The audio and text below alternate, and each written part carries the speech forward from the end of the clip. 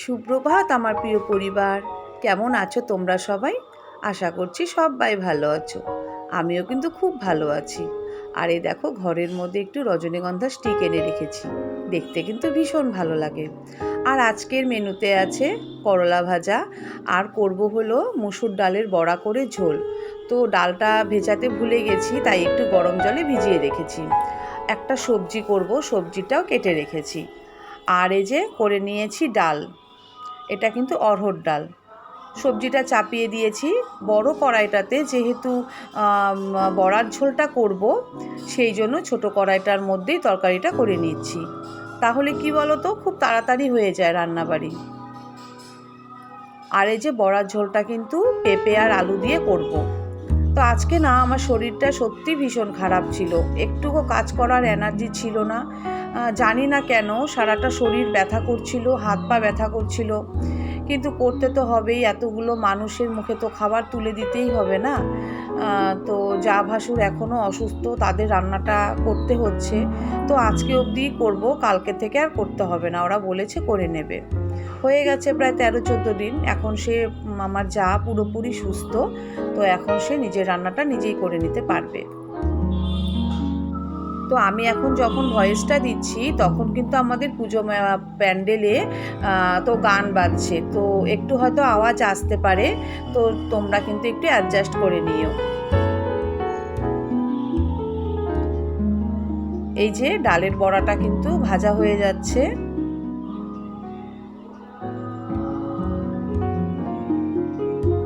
ডালের ভাজাটা মানে ডালের বড়াটা করতে করতে আমি কিন্তু ওইদিকে মশলাটাও করে নিয়েছি। আমি কিন্তু এভাবেই কাজ করি জানো, একটা বসিয়ে আর একটা করি, তাহলে কি হয়, খুব তাড়াতাড়ি কাজগুলো হয়ে যায়।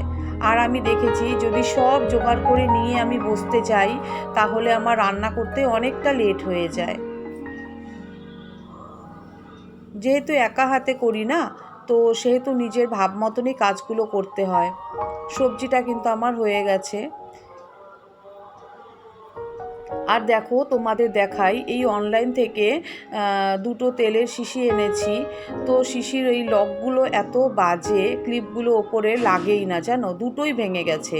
যেমন সর্ষের তেলের তেমন সাদা তেলেরটা, দুটোই ভেঙে গেছে। তো এবার ওই ফাঁকাটা তো ওপেন থাকে, তো সেই জন্য ওখানে করেছি কি, ওই তেলের প্যাকেট কেটে তার মাথাগুলোকে রোল করে গুজে রেখেছি।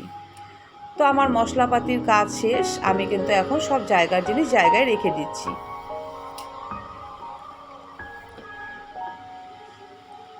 তারপরে এই তো চান করে বসে গেছি পুজো করতে। আজকে মেয়েকে বললাম, মনা একটু ক্যামেরাটা ধর, ভিডিওটা করে দে, কারণ স্ট্যান্ডটা আমার একটুখানি কোথায় আছে খুঁজে পাচ্ছি না। তো সেই জন্য আজকে একটু ক্যামেরা করতে অসুবিধাই হয়েছিল। পুজো কিন্তু আমার এখন হয়ে গেছে। শেষ মুহূর্তে বললাম, মনা একটু ক্যামেরাটা ধর, ভিডিওটা একটু করে দে। তো আমার মেয়ে না একদমই ক্যামেরা ধরতে চায় না, ভিডিও করতে চায় না, নিজে ক্যামেরার সামনে আসবে না, ওর এগুলো একদম অপছন্দ। ওই যতটুকু যা করি আমি জোর করে করে ওকে করাই।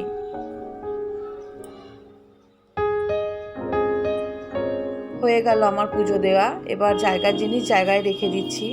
আর এই যে কাঠবাদামের প্যাকেটটা, কাঠবাদাম কিন্তু শেষ হয়ে গেছিলো, তো ওই প্যাকেটটাও খুলে ঢেলে রাখছি। তাহলে কি হয়, পুজোর সময় না দিতে সুবিধা হয়। আর তেলের শিশিটা ভেতরে রেখেছিলাম, ভেবেছিলাম যে ওটা হয়ে যাবে, তো মাথাটায় আটকে যাচ্ছে, ওটা লাগছে না। এই যে আজকের মেনু, বেগুন ভাজা, করলা ভাজা, একটা সবজি, আর এই যে বড়া দিয়ে ঝোল। ঝোলটা কিন্তু আজকে ভীষণ টেস্টি হয়েছিল। আর পেঁপে আলুর তরকারি যে এত স্বাদ হয় আমি জানতাম না সত্যি।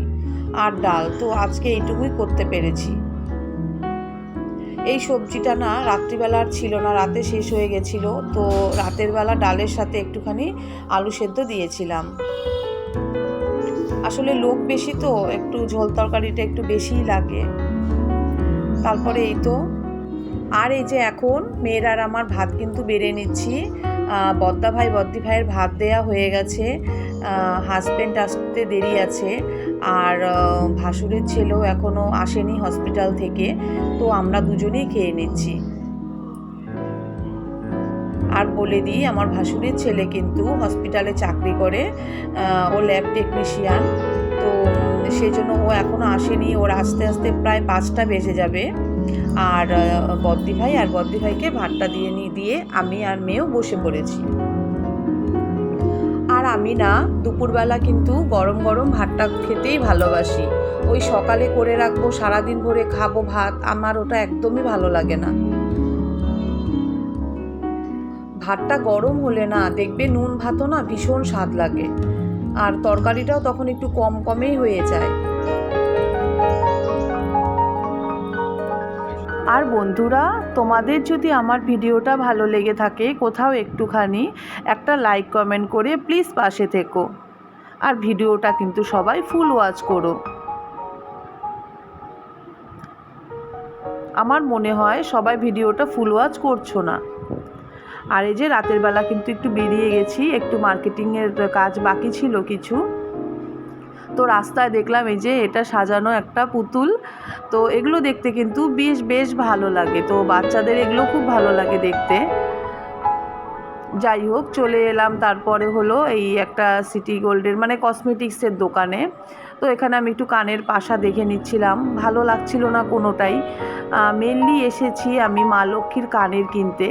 তো আমরা তো সাজুগুজুর জিনিস অনেক কিনি, মা লক্ষ্মীর জন্য কিছু কিনেছি, গলার কিনেছি, হাতের আর কানের কিনেছি, আর শাড়ি তো কিনেইছি মা লক্ষ্মীর জন্য। তো আমরা নতুন সব কিছু করি, মা লক্ষ্মী কেন পুরনো কানের বা গলার পরবে, তার জন্য কিন্তু আমি কিনে নিচ্ছি। আর এই যে এখন চলে এসেছি একটা সুতো বোতামের দোকানগুলো যে হয় ওখানে, তো এখান থেকে আমি লেস নিয়ে নিচ্ছি।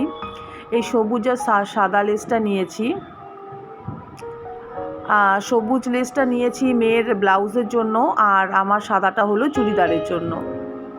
আর এই যে এখন দেখো রাস্তায় কি সুন্দর লাইটিং সাজানো হয়েছে, তো দেখতে কিন্তু এখন রাস্তাঘাটগুলো বেশ ভালো লাগছে। আর এটা আমাদের পুজো প্যান্ডেলের লাইটিং। তো যাই হোক, আজকের মতন সবাই আসছি, সবাই ভালো থেকো, সাবধানে থেকো, সুস্থ থেকো, আর ভীষণ আনন্দ করে পুজো কাটাও।